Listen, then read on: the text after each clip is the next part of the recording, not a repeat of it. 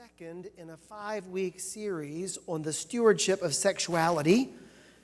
And before we leave the page on the screen, let me show you that last week we did sort of an introduction to both sexuality and stewardship, though we didn't get to stewardship all that much.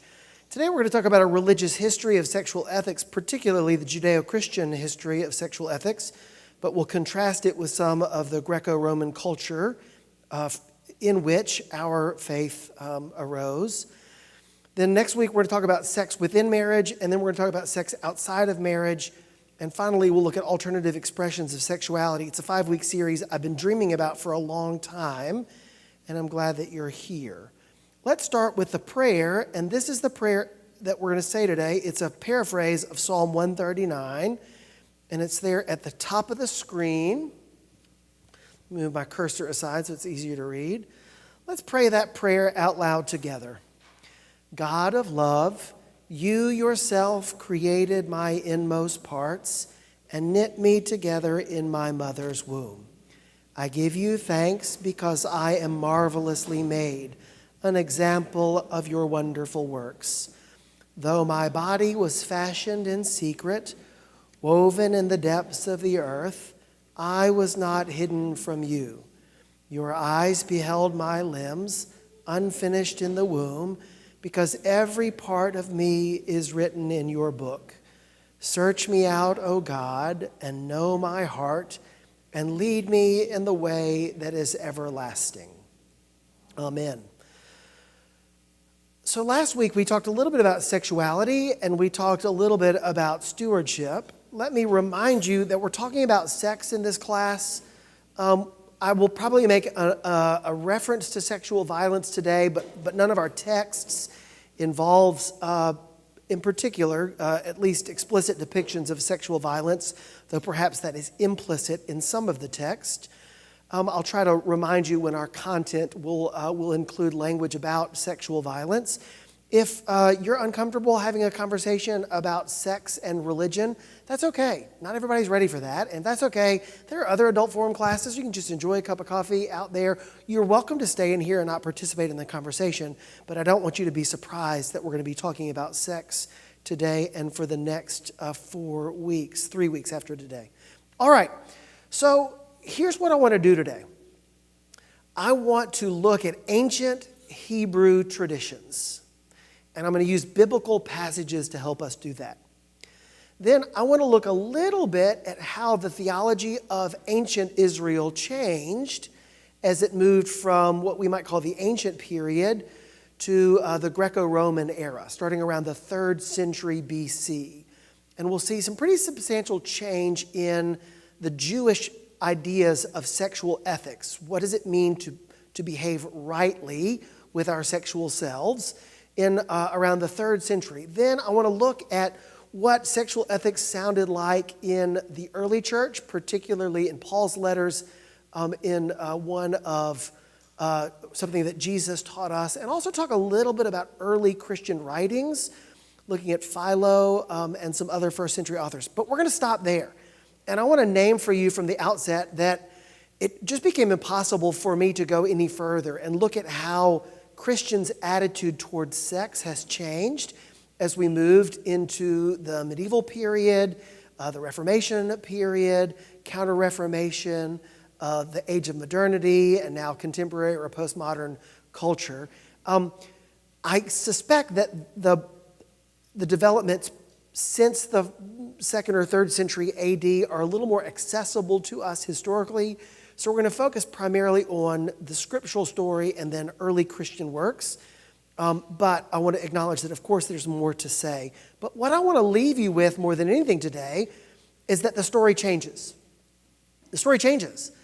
In the Bible, the story changes. And sometimes we forget that what ancient Hebrews believed and how they behaved 3,500 years ago was different than 3,000 years ago, was different than 2,500 years ago, was different again 2,000 years ago. So throughout the history of God's people, how they behaved faithfully with their sexual selves and their sexual life has changed. Somehow we tend to, not we, but sometimes Christians forget that our attitude towards sex doesn't have to be what it was 2,000 years ago, that we can be faithful and seek faithfulness in a contemporary idiom, cultural and scriptural. And maybe that's the most important work for us to do. I find that in the Anglican tradition, the Episcopal Church, but even more broadly in mainline Christianity, our desire to update how we talk about sexual ethics and sexual normalcy, particularly with same-sex marriage and gender identity, the response to that has not been more conversation theologically, but in some ways less conversation theologically. And I think there's a lot for us to say. I think the Episcopal Church is in a unique position to say something really important about what does it mean to be faithful to God with our sexual selves in a 21st century context in which we believe in marriage equality. Like, it's a pretty radical thing, and that's kind of what I want to do in this series. Let me pause for a minute, and any questions about where we've been or what I've said so far before we dig into the text, and AK's got the microphone, and she'll bring it to you if you got a question or a comment. Questions or comments in response to where we've started. All right, fair enough? All right, let's keep going. Let's talk about polygamy. And let's read in particular a passage from Genesis 16. Who would read this passage from Genesis 16 for us? Please raise your hand and AK will bring you the mic. Who will read that for us? Thank you. Garrett can read it.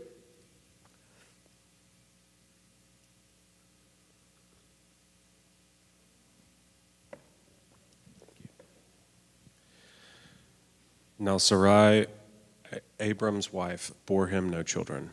She had an Egyptian slave girl whose name was Hagar. And Sarai said to Abram, "You see, the Lord has prevented me from bearing children. Go into my slave girl. It may be that I shall obtain children by her." And Abram listened to the voice of Sarai. So after Abram had lived 10 years in the land of Canaan, Sarai, Abram's wife, took Hagar, the Egyptian, her slave girl, and gave her to her husband Abram as a wife. He went in to Hagar, and she conceived. And when she saw that she had conceived, she looked with contempt on her mistress. Then Sarai said to Abram, May the wrong done to me be on you. I gave my slave girl to your embrace, and when she saw she had conceived, she looked on me with contempt. May the Lord judge between you and me. But Abram said to Sarai, Your slave girl is in your power. Do with her as you please. Then Sarai dealt harshly with her, and she ran away from her. Thank you. What do we learn from this passage? There's lots, but what do we learn? Good and bad, hopeful and challenging. What do you learn? What do you notice? What's interesting to you about this story? Ancient story about the patriarch, Abraham, Father Abraham. What do you notice? What's interesting? Yeah, in the back. Thank you.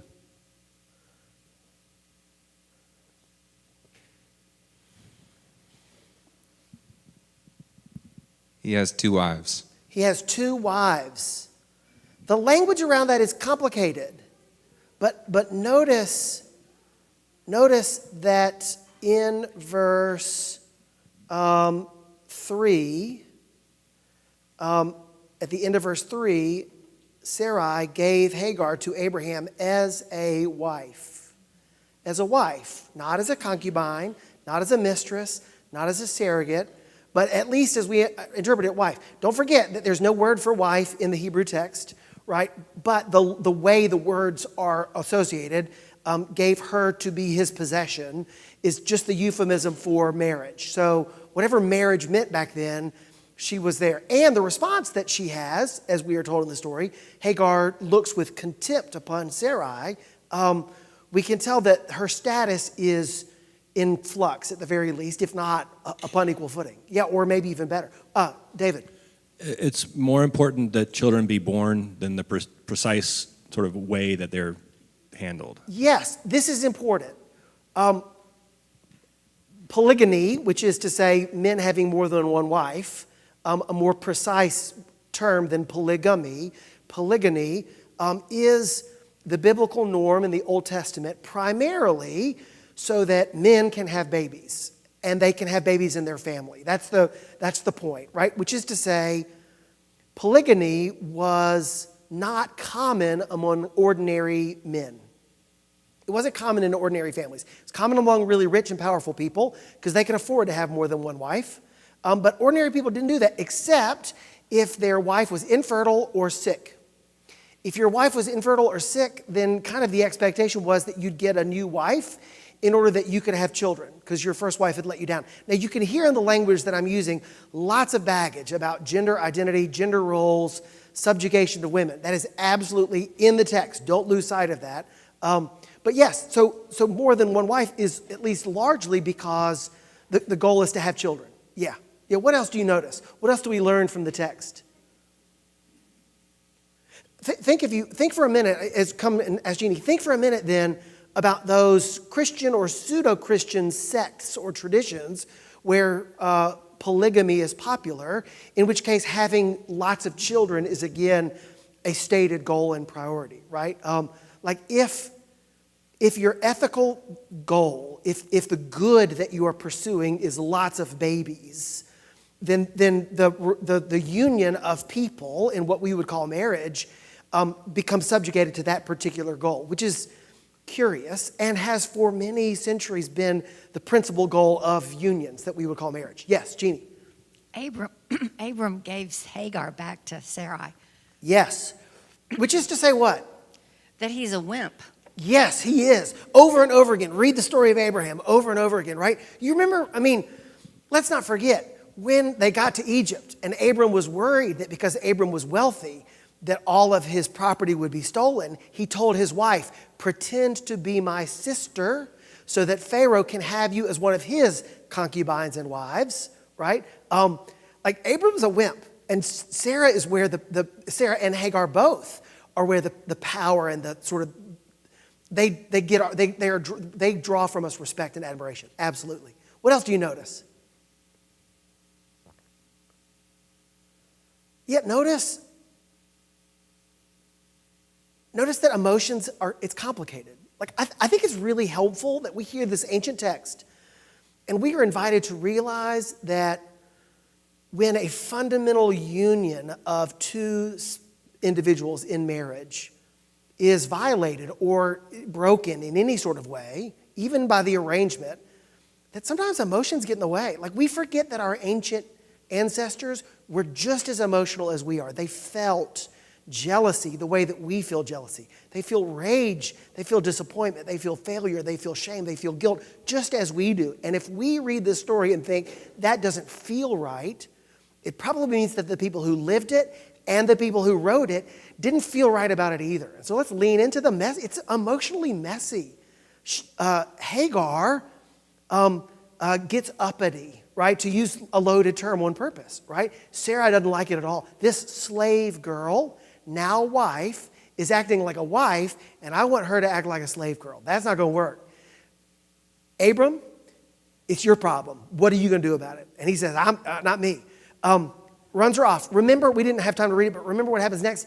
The angel of the Lord finds Hagar, makes a promise that your child Ishmael will be the father of many people. Sounds a lot like Abram. If you ask the Islamic tradition, different way of remembering these stories.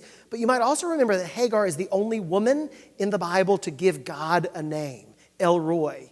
It's the only woman in the whole Bible to give God a proper name. Hagar, Egyptian, slave woman, now wife. So it's a beautiful story. There's a lot more to say about Hagar. What I wanted to focus on was marriage. So just think about that. So what I pull from this is we're beginning to hear in the ancient Israelite tradition, there were certain values that were aligned or prioritized differently than many of us would prioritize values, and yet still love, connection, bonding, even if it was subjugated to let's have lots of babies, it doesn't disappear completely. There's some awkwardness here, and let's not lose sight of that. All right, let's keep going, because we got a lot to read. Who would read from Deuteronomy 25? Who would read this bit? Don't be shy. Thank you. Mary Margaret?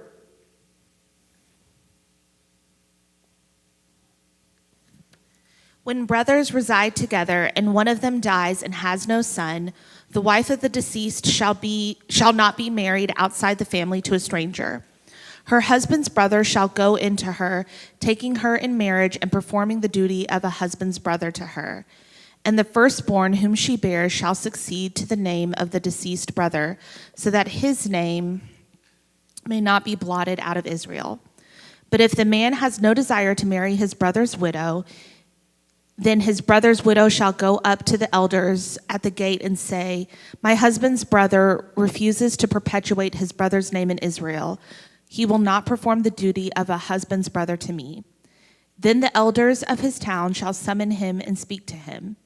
If he persists, saying, "I have no desire to marry her," then his brother's wife shall go up to him in the presence of the elders, pull his sandal off his foot, spit in his face, and declare, "This is what is done to the man who does not build up his brother's house."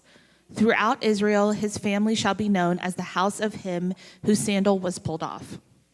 I bet you all remember the bit about the brother having a child by the widow. But did anybody remember the bit about the sandal and the spitting in their face? That always surprises me. All right, so what do we learn about marriage here? What's going on here? What does this tell us about the value of marriage? What's the purpose in ancient Israel of having marriage? What's the purpose? What do you hear? What do you hear? What's significant? Mary Margaret, right there next to you. Yep. That women shouldn't be left widowed. Yes. They need to be kept in some way. Yes. Which is to say, when the value of a human being, a woman, is her ability to have children, and she fails to have children, we don't want her to lose all value, and yet the only value that we know how to pursue is as the mother of children. Yeah. But we feel that tension. And so it's kind of that moment where I'm not really sure how to feel about it, because at least the community cares about her, but again, it only cares about her because she has a womb, right? Yeah. Maybe we might hear that as given what the culture that the ancient Israelites lived in, the best way to care for those who were vulnerable, in this case widows, was to force, in a very clearly prescribed way, force that brother to have children by her so that she could be cared for. Yeah, which, again, problematic. But yeah, who's next? Yeah, Dean. It almost feels like the family wants to assume ownership over her whenever her husband passes away. Yeah, or the community expects them to. The fact that we typically don't write laws when we don't need laws, right? And notice that there's not a lot of language about the nature of the union. When the brother says, "Sure, I'll fulfill my duty," there's not a lot of language about that. There's a lot of language about what happens when the brother says no. Because his wife is like, "No, you're not. No, you're not. I don't care what the law says. You are not going to have sex with my sister-in-law. That's not okay," right? We can anticipate that. We can anticipate that. Culture might be different, but emotions were the same. And yet, the language, layer after layer, the community would rather ascribe to the unwilling husband generations of shame than for the woman to be left destitute, if you will, which is a really interesting statement about priority. Yeah, Adam. Yeah, like just looking at this part, I don't see it so much as taking care of the woman. Like, I'm not really reading that in there. I'm more reading it about how, like, concern for the dead brother's name and legacy. Yes. So it is and that's what does it mean to care for her, but except for to perpetuate his identity, right? Yeah, absolutely. I wonder what the minority voice in this text would be, right? So on the surface, what we're doing is we're making sure that his family name can live, right? Live on. Under the surface, we're also providing for her. And I wonder if those things are logically in tension, even though they kind of run in parallel. Yeah. So ancient Israel, right? This is part of what we get about the purpose of marriage. Notice that marriage, again, focused on children.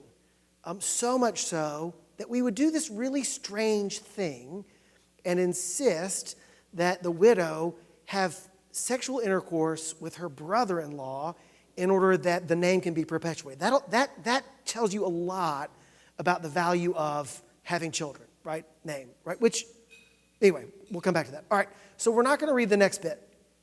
I'm just going to summarize for you What was the ancient Israelite attitude towards prostitution and adultery, for example? We'll talk more about this in 2 weeks when we talk about sex outside of marriage. But notice in this ancient text, Proverbs, really old text, notice this language here about not lusting after someone who's married is essentially like, do not desire her, that is a woman who's married, do not desire her beauty in your heart, and do not let her capture you with her eyelashes. For a prostitute's fee is only a loaf of bread, but the wife of another stalks a man's very life. Which is a way of saying, like, if you want to have sex with someone, it only costs you a loaf of bread to have sex with a prostitute. But if you have sex with another woman who's married, even if she's pursuing you, even if she's trying to seduce you, it's going to cost you your life. Because when you have sex with someone else's wife or betrothed, you die. That's the punishment, right? So there are lots of layers, but what I want us to notice is in the ancient Israelite tradition, prostitution's okay. It's not celebrated. In fact, in most biblical texts, it is, if not discouraged, it's frowned upon. That's a good way to put it. It's frowned upon. But little texts like this, and there aren't many of them, little texts like this acknowledge for us that in the ancient world, in the ancient Israelite community, at some point, men were allowed to have sex with prostitutes or concubines in addition to their spouses, whether it's one or more. Women, on the other hand, not the case, right? We're not going to read a lot of texts about it, but as is the case in many ancient Near Eastern, as well as Greco-Roman eventual cultures, women's sexuality is kept very close and very limited in expression, except for and only acknowledged in marriage. Right? Women's sexuality belongs in marriage. Men's sexuality, at least in the earliest days, seems to have the opportunity to express itself elsewhere. We also see this, again, we'll see it in 2 weeks, in language about adultery. Right? The problem with adultery is not that you're having sex outside of your marriage. The problem with adultery is that you're having sex messing up somebody else's marriage, which is to say men are allowed to have sex with other women as long as they're not married to other men. If they're married to other men, then you're violating something. Again, principally, at least anthropologically and culturally, violating the clarity of the propagation of children. Again, property. Women are a vessel through which, in this time, a vessel through which children are born. And if men are having sex with women who are married to other men, it becomes confusing about whose child is whose. They didn't have paternity testing back then except to look at physical features, right? Remember the story of David and Bathsheba. So adultery is the penalty for having sex with a woman who belongs to, is essentially the property of another man.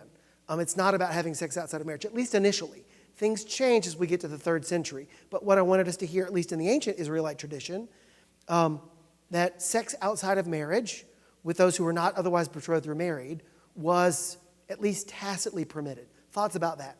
Reflections about that? Yeah, Garrett, all the way across. Raise your hand high. Yep.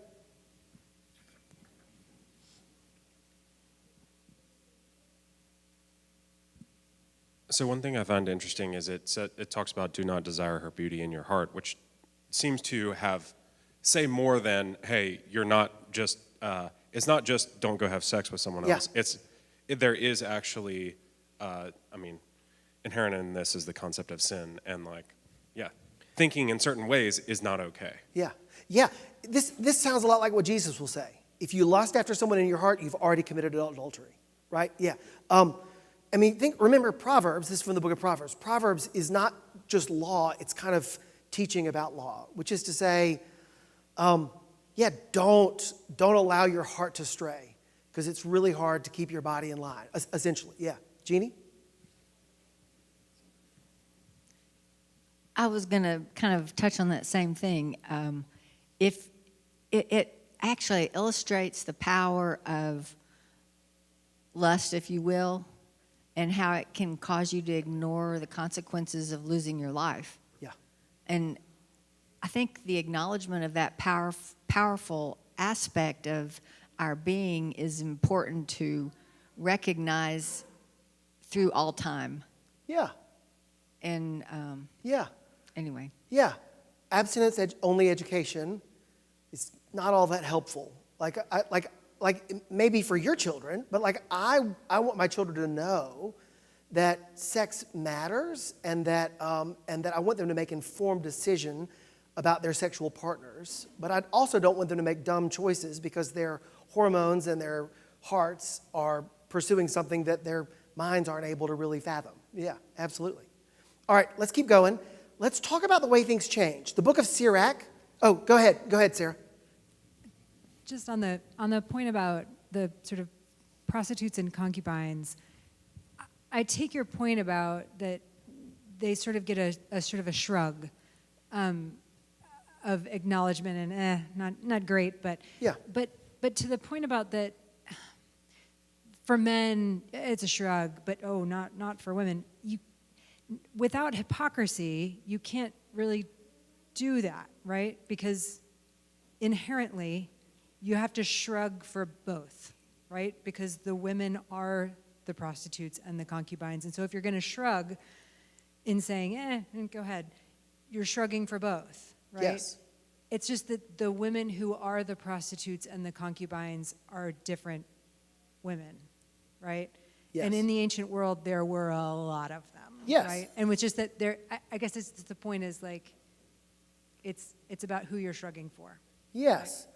Yes, absolutely. And I'm saying the text is... I get it. I'm just saying... Like, yeah, the text is apathetic. Yeah. Thank you. I appreciate you acknowledging that. Yeah, thank you. It's also, we didn't read about it, but it's also worth noting that, again, this language is truly horrible. Like, it's horrifying. But in the Jewish text, in the ancient Israelite legal text, if you rape someone, you are expected to marry them for their sake, which is the most bizarre. Of course, like we know that doesn't work. But remember Tamar, and I told you I might make an allusion to it. Like, remember Tamar when she is raped by her half brother. She begs him to marry her because she knows that the shame that will follow her is greater because of that. So yeah, the text is the way the text shrugs is. At least on the explicitly, is certainly imperfect and imbalanced. But behind that is a really important reminder. Yeah, thank you. All right, Sirach. Think 2nd century, so BC, like 175 BC, right? So we've jumped forward from Proverbs about 1,000 years or so. Not quite 1,000 years, 900 years. So a lot later. Notice this language. Who would read for us, please? I'll tell you what, I'll read it because I'm not going to read the whole thing. What I want us to notice is this is language for men, not for women, but this is language for men. 2 kinds of individuals multiply sins, and a third incurs wrath. Hot passion that blazes like a fire will not be quenched until it burns itself out. One who commits fornication with his near of kin will never cease until the fire burns him up. To a fornicator, all bread is sweet. He will never weary until he dies. The one who sins against his marriage bed says to himself, "Who can see me? Darkness surrounds me. The walls hide me, and no one sees me. Why should I worry?" The Most High will not remember sins. His fear is confined to human eyes, and he does not realize that the eyes of the Lord are 10,000 times brighter than the sun. So notice the language. This is language about a man not violating his marriage. Something remarkable has changed, right? The language is not tied to having sex with people who are married, which in the ancient tradition, that would have been a no-no, the even more ancient tradition. In this tradition, what we see is that the marriage bed itself is of value in a new way. Something has shifted, something has changed. The prohibition for a man to have sex outside of the bond of marriage is now real. Might not be absolute, but it's real. Largely thought to be because Greco-Roman culture, this text is being written and taught at a time when Greeks and Romans are ruling the known earth, including the area around Palestine, that their culture is not conservative when it comes to sexuality. Their culture is, sex with prostitutes, just the way life is. Judaism withdraws from that, kind of defines itself in opposition to that, in distinction from that, and as a result, marital faithfulness becomes the norm. So somehow in that period, specifically around the 4th century, 300 300 BC, excuse me, we start to see that monogamy falls out, polygamy falls out of favor. Monogamy is expected, and it's largely understood that when sexual faithfulness became exclusive in marriage, exclusive sexuality became the norm for marriage, then marital monogamy became normative. So those things likely went together. But what I find interesting is that in the Apocrypha, in the ancient Jewish text, a text that Jesus would have been familiar with, there's no more room for men to have sex outside of marriage. That's a remarkable development. Thoughts about that? Reflections about that? Yeah. Jeannie. AK. No rest for the weary.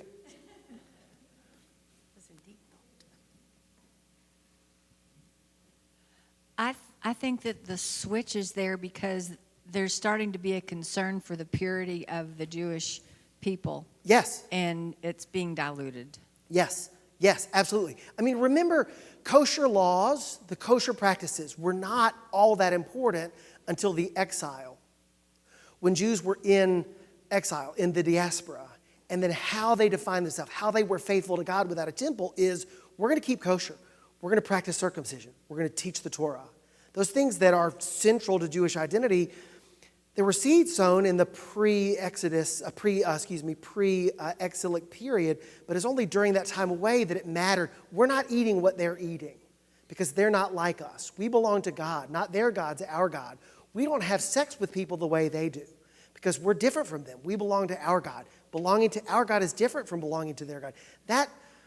That's sort of a really important way into a conversation about contemporary Christian faithfulness with our sexuality. What does it mean for us to realize that we are called to be faithful, even with something that we might take for granted? Yeah, next. Did I see a hand? Who's next? Other thoughts about that? Yeah. Other thoughts about that? Let's keep going. All right.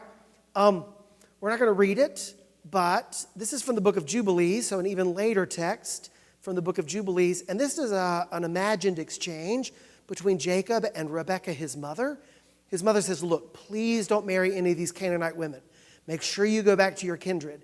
And what I want us to notice is that right here in the middle, this is Jacob's response to his mother. For this reason, I have guarded myself in my spirit against sinning or being corrupted in all my ways throughout all the days of my life. For with regard to lust and fornication, Abraham my father gave me many commands, and despite all that he hath commanded me these 22 years, my brother hath striven with me and spoken frequently to me, take to wife a sister of my 2 wives.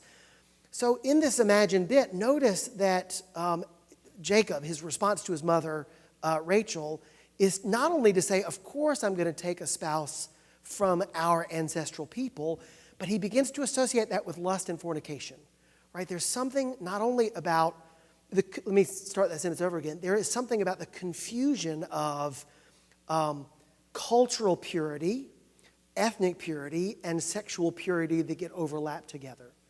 So Jacob, which is to say the author of this text from around Jesus' life, the author of this text is associating sexual behavior with procreation and restraining from fornication. So that ancient tradition of having children is now being wrapped up and folded into the way that we think about sex in general. As a result, one of the things that we see happening around this time is that the Jewish tradition begins to eschew not only sex outside of marriage, but sex for pleasure at all. The sex becomes only for procreation. Again, in a reaction to those who would say, sex for pleasure is the norm. It's the way we live. Temple prostitutes, no issue. Sex with your friends in the bathhouses, no issue. If it feels good, it must be good. Jewish culture said that's not right. We're different from that. But very quickly, not only did they become sexually monogamous and faithful in marriage, but they also began to talk about sex within marriage as only for children. no more physical pleasure. That was a development, a much later development. That wouldn't have been an issue in even 300 years before, much less 1,000 years before. So when Jesus comes around, now we're not only talking about sex for children, we're also talking about sex in ways that pleasure, physical pleasure, is no longer a part of the calculus. And you can anticipate where Puritan Christian culture gets its, pulls its heritage from. It's 2,000 years old, and yet still, it's very much a part of our culture, Catholic culture as well, only for procreation. Thoughts about that, reflections about that. We see it unraveling in the text as the text is unfolding. Thoughts about that? Yeah, Lowell.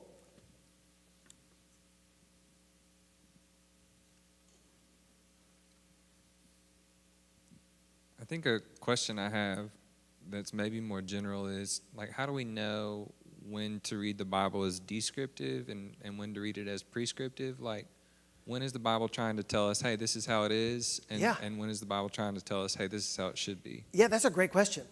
The short answer is in community. Like, we can only figure that out together. Anyone who tells you, I've got the answers, don't believe them. But anybody who says, let's figure them out together, that's worth having a conversation about. Absolutely. I trust that the work of learning more about the history of the Scripture and the story of its development is one of many ingredients into how we read the Bible.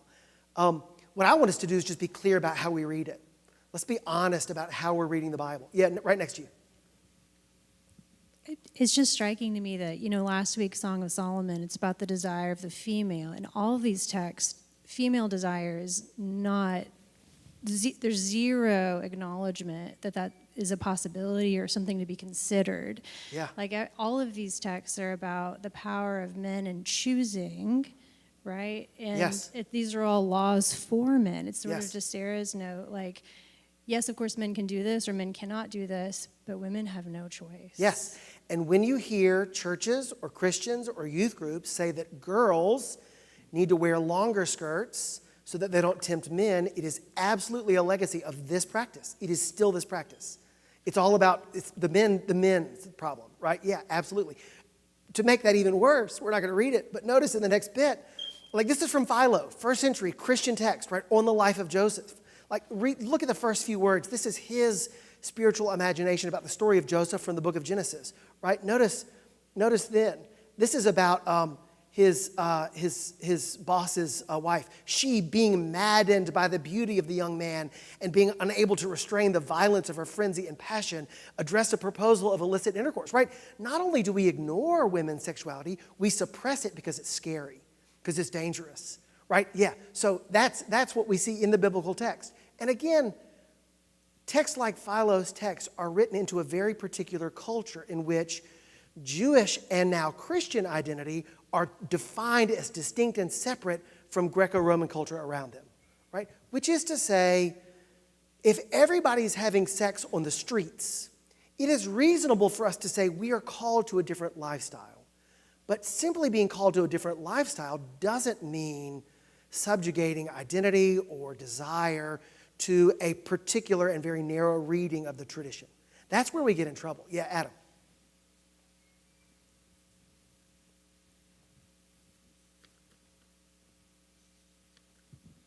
Yeah, I know in classical philosophy there are a lot of different strands really being negative about sex, saying like you have to, suppress that, it will take over your rationality, kind of, do you think that could have influenced the Jewish change in attitude? Possibly. I do think the minority philosophers, there was in the Greco-Roman culture those who would say, no, like Stoics, right? No, this is bad. Like, let's not have sex with anything that moves, right? That's a bad idea.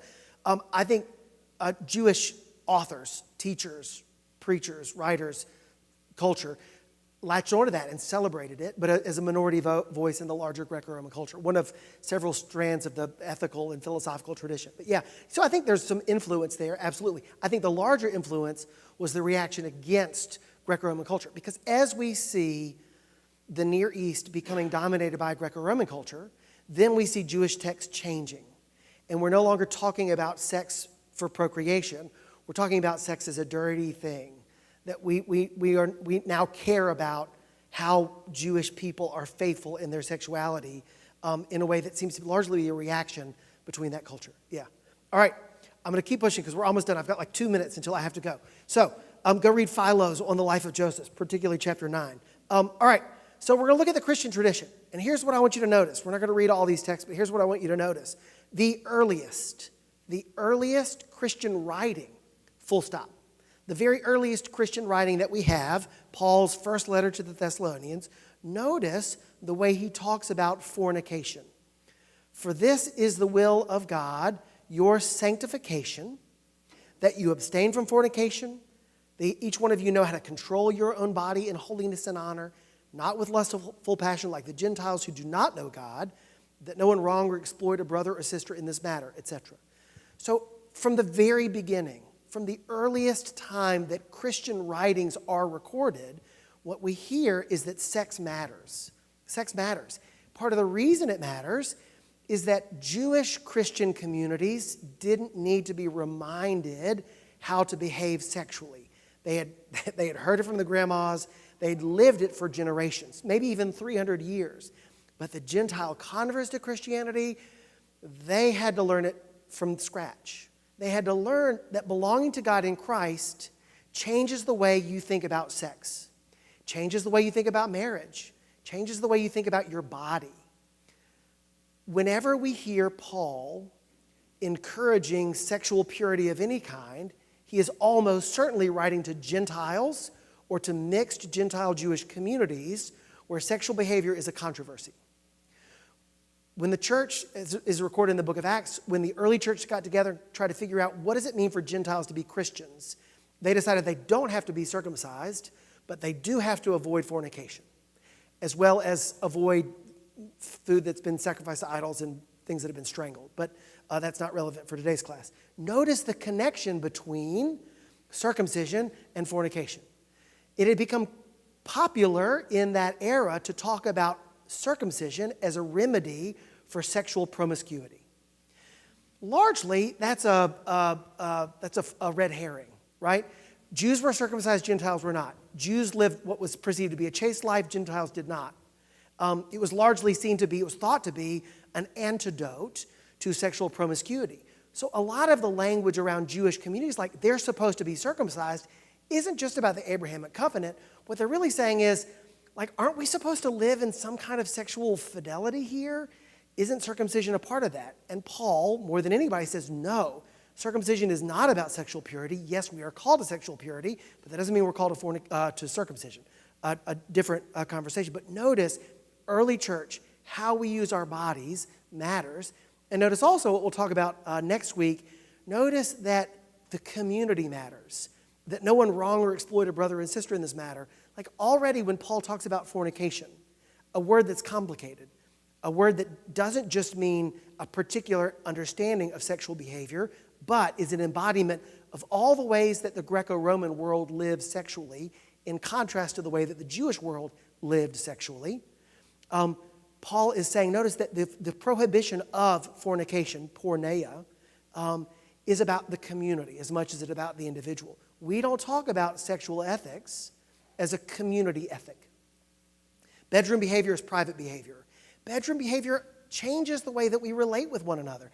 How we talk about sex, how we talk about what is prohibited, defines who's in and who's out. And not just in the community, but also mean of the closet, right? I mean, the way we talk about this matters for a community. Paul knew it. Paul talked about it. Our recovery of talking about it is really important for the community. We don't have time to read the rest, but remember we read last week that by the time we get to 1 Corinthians, Paul is prostitution. He singles out prostitution as an example of a Greco-Roman behavior that is prohibited not only in the Jewish culture, but in the Christian culture. And lastly, we talked about it earlier, remember what Jesus says, right? You shall not commit adultery. Well, I tell you, don't look at a woman with lust because you've always committed adultery with her in her heart. The point, what I want us to pull from that is, Jesus doesn't talk a lot about sex because he's talking to Jews. And Jews had 300 years of conservative sexual education. Jesus didn't need to show up and say, hey, by the way, don't have sex with prostitutes. They've been doing that for 300 years. Instead, Jesus shows up and gets underneath that and says, why does this matter? Let's talk about why this really matters. So often we hear people say, well, Jesus didn't talk about homosexuality. You're right, he didn't. He didn't.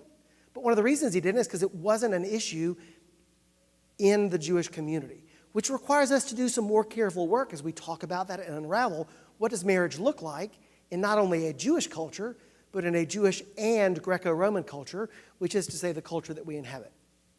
How's that for a fast? All right.